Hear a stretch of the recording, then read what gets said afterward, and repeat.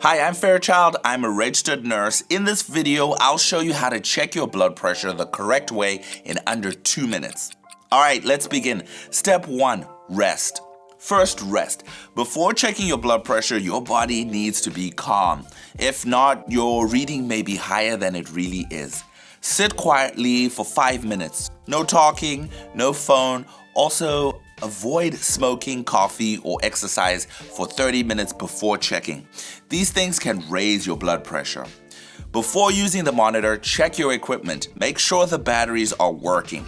Weak batteries can cause wrong readings. Also, make sure the tube from the cuff is firmly connected to the machine. If the tube is loose, the cuff may not inflate correctly.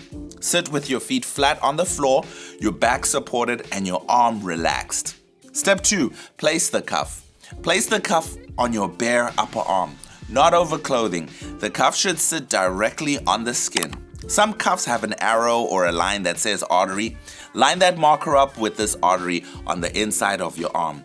If the cuff does not have an arrow, use the tube on the cuff to line it up with that same artery.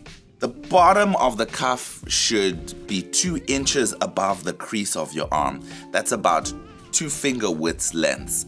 Wrap the cuff snug, but not too tight. You should be able to slide 2 fingers under the cuff, but they should fit snug.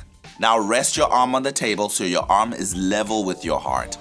Step 3, take the reading. Sit still, do not move, press start.